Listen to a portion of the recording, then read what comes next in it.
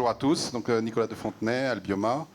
Je vais vous faire une petite présentation d'Albioma en Guadeloupe et d'Albioma d'une façon plus générale, et puis aussi aujourd'hui de la transition qui est en cours et de la conversion de nos outils de production, puisqu'on a arrêté le charbon sur la Guadeloupe. Le dernier kilogramme de charbon a été utilisé le 15 juillet. Donc depuis le 15 juillet, il n'y a plus de charbon utilisé pour la production d'énergie sur la Guadeloupe.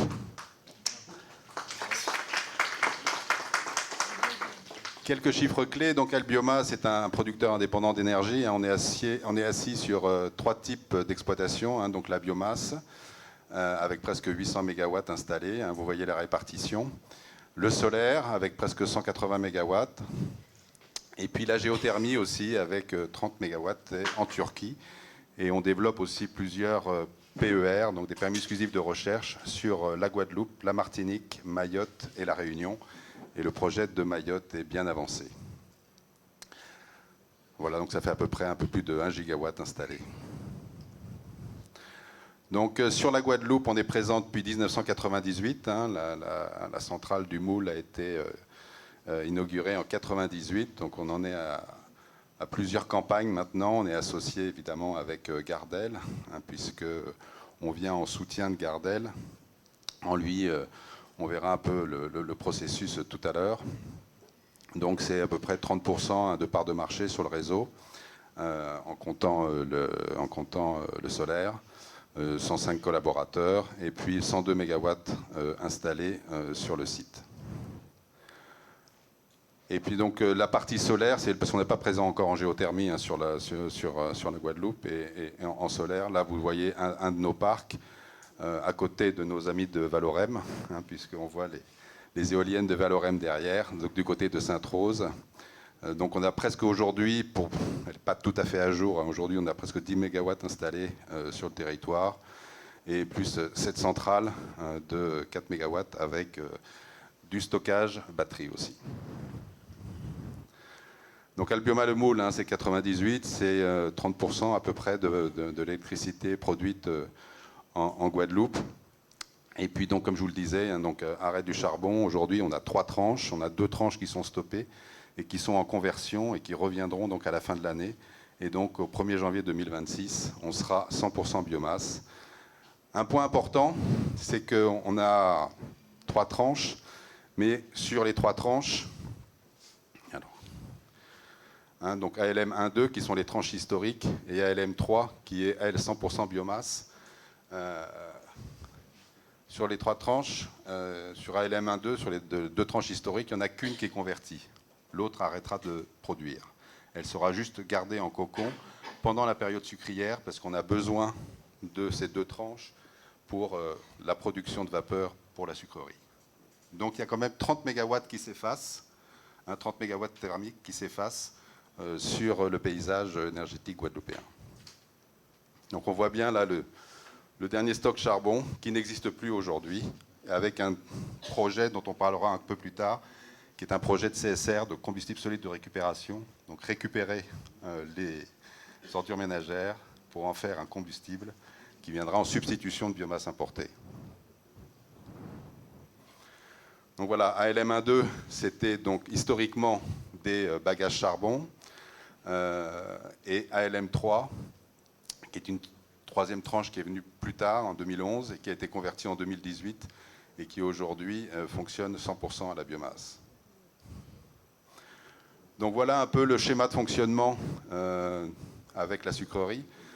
Donc, puisque finalement la biomasse, elle existe depuis 1998 en Guadeloupe, avec la sucrerie, puisqu'on utilise donc les résidus de broyat de canne. Vous voyez qu'avec une tonne de canne à sucre, on fait 120 kWh d'électricité et en même temps on fournit donc de la vapeur, de l'électricité à la sucrerie pour son processus de fabrication.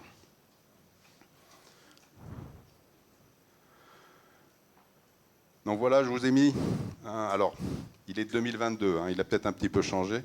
Ça vous donne un peu un paysage énergétique de la Guadeloupe aujourd'hui, avec l'usine géothermique de Bouillante. Vous avez ces 2 boucles. Où on voit ces 2 boucles en HTB, c'est-à-dire en 63 000 volts de distribution de l'énergie. Et puis essentiellement, évidemment, les centrales EDF qui sont du côté de Pointe-à-Pitre et puis donc de Jarry. Et puis la centrale du Moule qui est au bout là-bas, avec en effet les éoliennes du Nord Grande Terre et puis du côté de Sainte-Rose aussi. Et puis bien les dépendances Marie-Galante et les Saintes et Désirade qui sont reliées aussi par des câbles à la Guadeloupe continentale. Voilà aujourd'hui le mix énergétique, enfin c'est 2022, donc il est un peu, pas tellement évolué, mais il va évoluer de façon significative puisque la bascule aujourd'hui d'Albioma, des tranches historiques d'Albioma à la biomasse, va faire passer donc la part ENR, la part renouvelable du mix énergétique, de 35 à presque 50, 47, 48%. Donc avec, on peut supposer, des raccordements de projets solaires, on devrait arriver vers l'aube 2027-2028 à plus de 50% d'énergie renouvelable sur la Guadeloupe. Avec une grosse part, évidemment, toujours des moteurs diesel d'EDF. Donc l'objectif, évidemment, ça s'inscrit dans la PPE, dans la programmation pluriannuelle de l'énergie, donc la décarbonation, la montée en puissance du mix énergétique de renouvelables, de la partie renouvelable. Et puis donc, voilà, je vous ai indiqué un peu les grands topics de cette conversion sur deux choses. Donc c'est 100% de biomasse dans nos centrales, donc pour remplacer le charbon, mais avec une tranche en moins, donc ça fera quand même des imports un peu moins importants en volume. Privilégier la biomasse locale, qu'aujourd'hui il n'y a pas de filière qui est indiquée, mais on travaille par exemple sur la Martinique. On a commencé à mettre des filières en place et je vous montrerai quelques photos de ce que l'on fait. Et puis la biomasse importée, c'est une biomasse qui vient essentiellement du Canada, où on a verticalisé nos appros puisqu'on a acheté les usines de production de granulés de bois et on a passé les contrats avec l'État canadien pour l'entretien de leur foncier forestier. Donc là, vous voyez, vous avez Gardel ici et nos installations ici. D'ailleurs, le PV qui est sur les installations de Gardel, c'est Albioma qui l'a installé. Et donc, comme je vous l'ai dit, l'abandon total, mais ça, c'est en cours. Voilà les trois sources principales de biomasse durable que l'on a. Donc, la bagasse, historique, depuis 1998, mais c'est 4-5 mois par an. Donc, une année un peu catastrophique l'année dernière avec 260 000 tonnes. Cette année, 455 000 tonnes, mais une richesse assez pauvre puisque c'est de la canne qui était sur pied depuis longtemps. Et puis des conditions climatiques qui n'étaient pas forcément au rendez-vous. Cette année, normalement, on devrait commencer la campagne début février.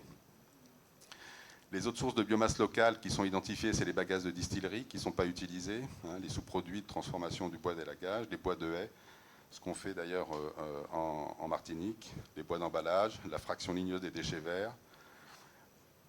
Voilà. Et puis la biomasse importée qui est quand même aujourd'hui une grosse part du combustible utilisé.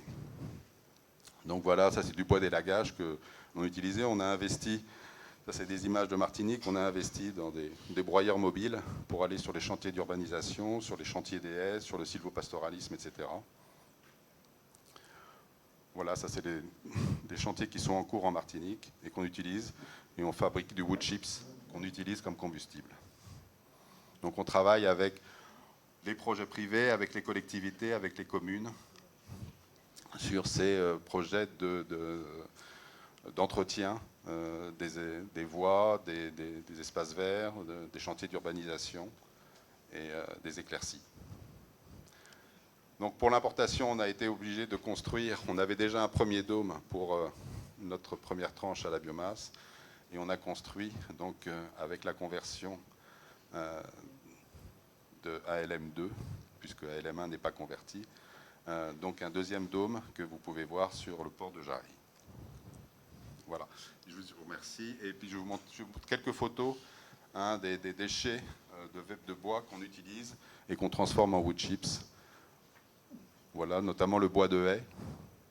Donc il y a des plantations de haies qui sont entretenues et l'entretien se fait avec ces machines-là. On a les débardages aussi sur les remorques forestières. le bois de haie toujours, que l'on broie et que l'on transporte vers nos usines, et puis aussi les broyats de palettes que l'on utilise aussi, qui sont réutilisés comme combustible. Voilà, je vous remercie.